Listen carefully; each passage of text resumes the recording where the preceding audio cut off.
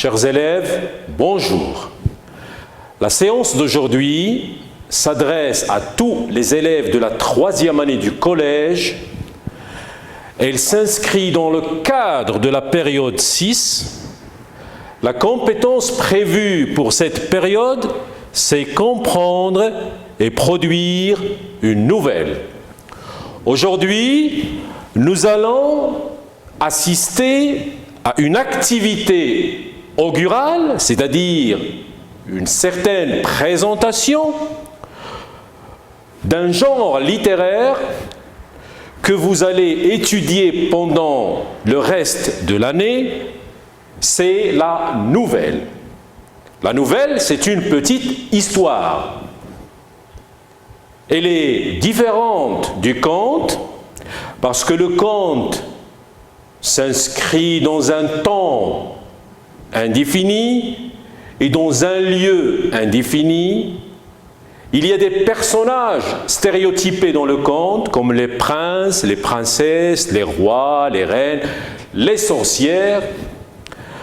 Le roman, il est plus volumineux, il comprend beaucoup d'événements, mais la nouvelle, c'est une histoire toute petite qui va vous permettre, bien sûr, de découvrir un monde nouveau.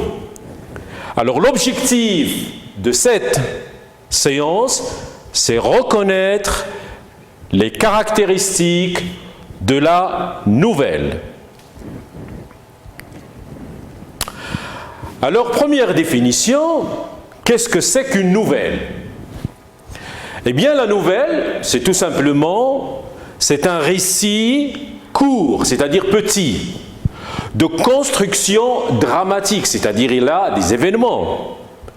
Les personnages dans la nouvelle, ce sont, bien sûr, leur nombre est réduit. La nouvelle comprend peu de personnages, donc les personnages sont peu nombreux. Elle se distingue du roman du fait qu'elle est beaucoup moins complexe.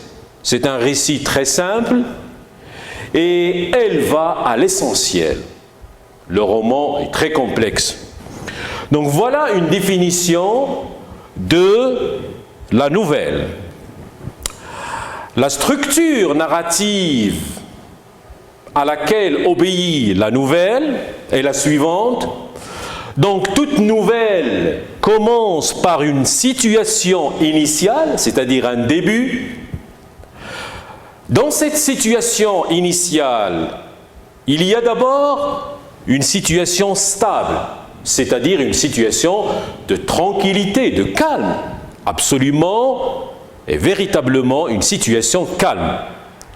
Juste après vient ce qu'on appelle l'élément perturbateur, c'est-à-dire un problème qui va perturber le calme et l'ordre et la stabilité du début.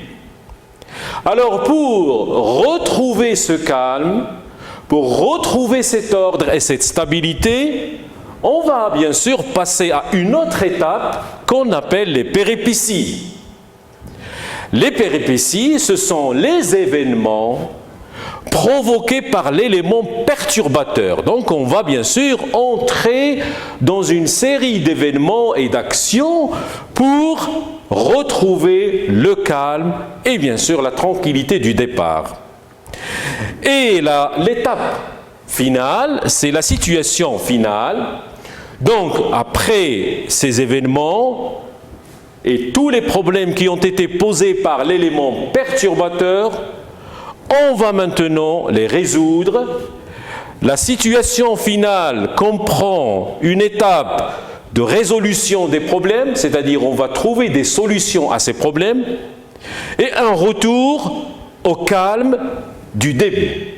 Voilà donc la situation, la structure narrative à laquelle obéit toute nouvelle. Je vous donne un exemple. Alors, prenons l'exemple d'un petit garçon qui va chaque jour à l'école, tranquillement, heureux, il va étudier, il va rencontrer des amis, il n'a bien sûr absolument aucun problème.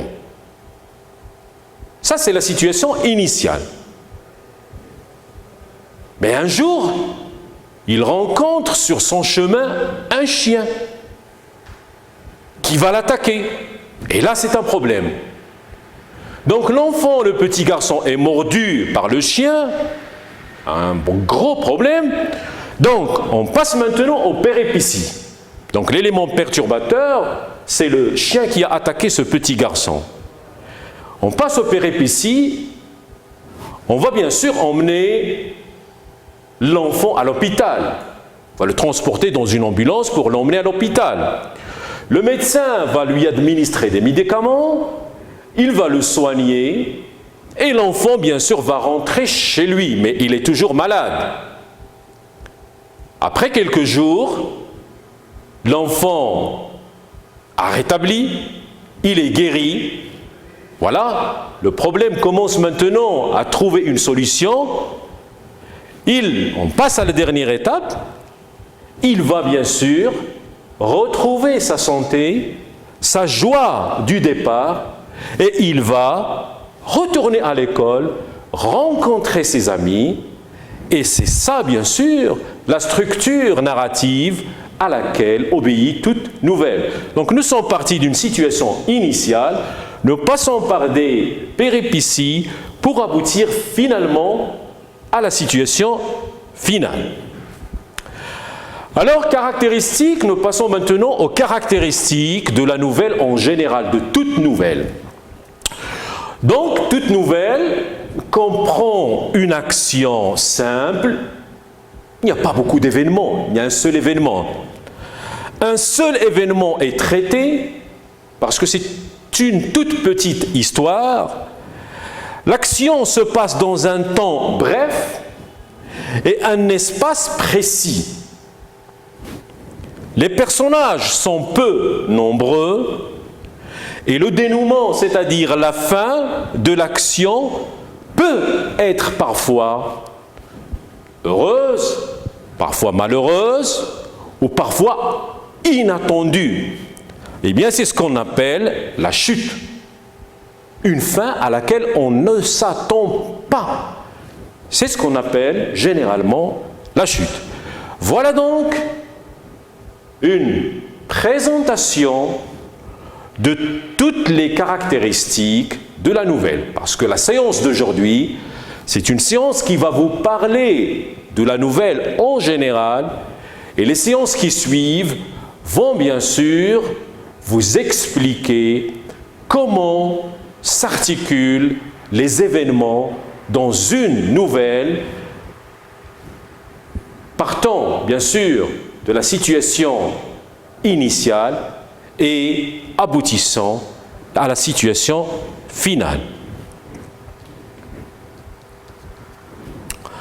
Alors, nous allons voir par la suite les différents types de nouvelles, parce qu'il y en a plusieurs. Nous avons la nouvelle réaliste, c'est-à-dire c'est une nouvelle qui présente des faits vraisemblables. Qu'est-ce que ça veut dire?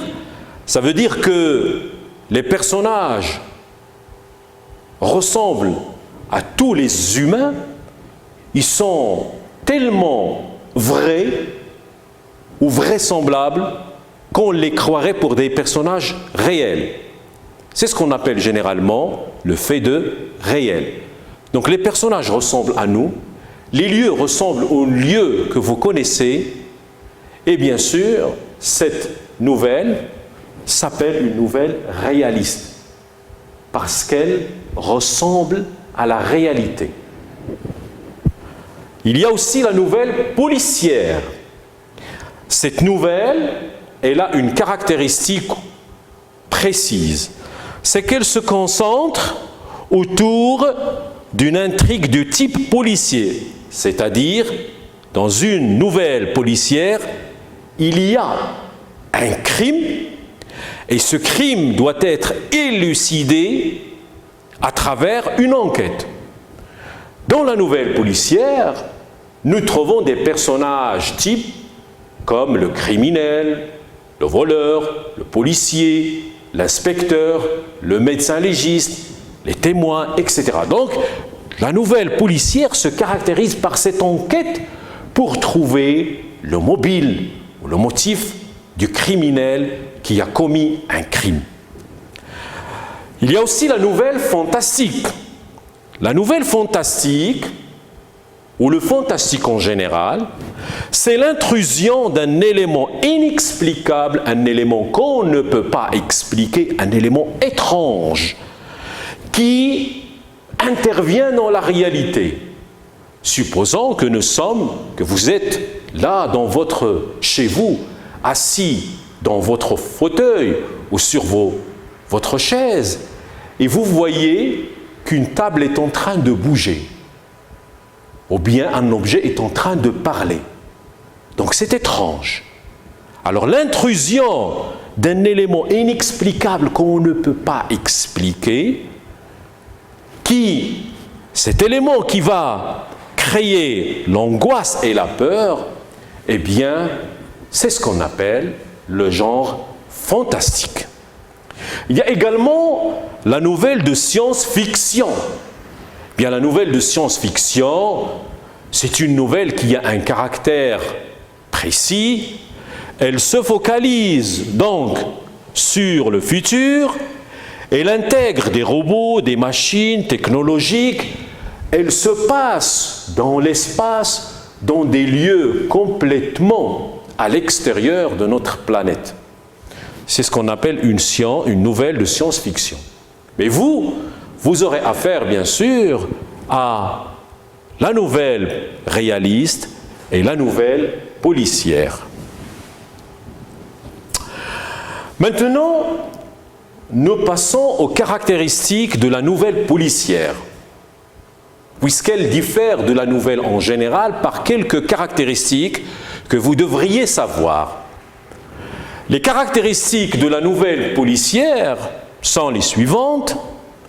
La nouvelle policière a une intrigue qui comprend un crime, c'est-à-dire quelqu'un est tué, un mobile, c'est-à-dire la cause qui a poussé une personne à tuer une autre, des indices, des preuves pour résoudre l'enquête. Donc la nouvelle policière se caractérise essentiellement par un crime commis et par une enquête qui va être engagée par un commissaire ou un policier ou un inspecteur ou un détective pour bien sûr trouver le criminel, celui qui a commis ce crime. La nouvelle policière doit comporter des personnages types comme le policier, l'inspecteur, le détective, l'enquêteur, le suspect, le médecin légiste, ou les témoins. C'est la caractéristique essentielle de la nouvelle policière. Donc, la nouvelle policière, pour captiver, c'est-à-dire pour attirer l'attention, pour captiver le lecteur jusqu'à la chute, c'est-à-dire jusqu'à la fin, la nouvelle policière installe une atmosphère inquiétante, c'est-à-dire nous sommes dans un monde qui nous fait peur, qui nous inquiète, on ne sait pas qui a commis ce crime et bien sûr le suspense va durer jusqu'à la fin. C'est la caractéristique de la nouvelle policière. Rappelez-vous-en. La nouvelle policière obéit elle-même à une structure narrative. Alors, dans la situation initiale, il y a toujours une situation stable. Il n'y a pas de problème. Tout est calme. Juste après, un élément perturbateur va se produire. C'est le renversement de l'ordre initial. L'élément perturbateur, c'est le crime.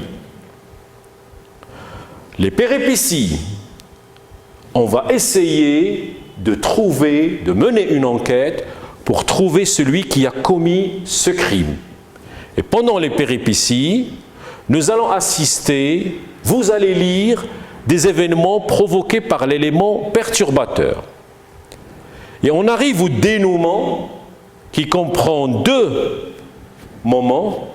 La chute, c'est-à-dire la résolution des problèmes.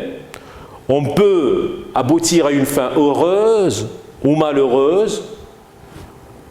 Et une situation finale, c'est-à-dire une fin inattendue qui crée une grande surprise chez le lecteur. Voilà donc la structure narrative de la nouvelle policière. Nous passons maintenant à quelques exercices d'application. Donc, consigne numéro 1. Vous avez ici un récit. Les étapes de ce récit ne sont pas en ordre, elles sont en désordre. C'est à vous de les remettre en ordre, suivant bien sûr la structure narrative du récit. C'est-à-dire, quelles sont les étapes, les énoncés qu'on va mettre dans la situation initiale, ceux qui constituent une des péripéties, et ceux qui peuvent figurer à la fin dans la situation finale. Alors je vous lis ces étapes et je vous donne quelques secondes pour réfléchir et on va faire la correction ensemble. Alors, on put voir qu'elle était fort délicate, comme seules les vraies princesses le sont. Est-ce que cet énoncé peut figurer à la fin, au milieu ou bien au début? C'est à vous de voir. Un soir de tempête, une jeune fille demanda l'hospitalité. Afin de vérifier qu'elle était une vraie princesse, la reine cacha dans son lit de petites pierres, recouvertes de nombreux matelas et couettes. Troisième énoncé, ils se marièrent et eurent beaucoup d'enfants. Quatrième énoncé, il y avait une fois un prince qui cherchait sans succès une vraie princesse. Énoncé suivant, fou de joie, le prince l'épousa. Et finalement, la princesse dormit très mal. Alors, je vous invite à relire ces phrases et les remettre en ordre. Je vous donne quelques secondes et je relis avec vous ces phrases. Alors, on put voir qu'elle était fort délicate, comme seules les vraies princesses le sont. Vous voyez, on parle ici d'un personnage qui n'est pas nommé. Donc, cette phrase, à votre avis, peut-elle figurer au début? C'est à vous de voir. Fort délicate, c'est-à-dire ce personnage, donc on parle d'une fille. Si vous l'avez bien remarqué, on parle de la princesse. Délicate, c'est-à-dire elle avait une bonne éducation, elle était bien élevée, elle était d'une beauté extraordinaire, comme les beautés de toutes les vraies princesses. Un soir de tempête, donc nous avons un indicateur de temps, une jeune fille demanda l'hospitalité. L'hospitalité, c'est-à-dire demander à quelqu'un d'entrer chez lui pour passer la nuit. Afin de vérifier qu'elle était une vraie princesse, la reine cacha dans son lit de petites pierres recouvertes de nombreux matelas et couettes. Ils se marièrent, donc vous avez le pronom personnel « ils », mais on n'a pas parlé de ces personnages. Donc, est-ce qu'à votre avis, ça peut figurer au début? C'est à vous de voir. Il y avait une fois un prince qui cherchait sans succès une vraie princesse. Là, nous avons un autre personnage, le prince, qui intervient.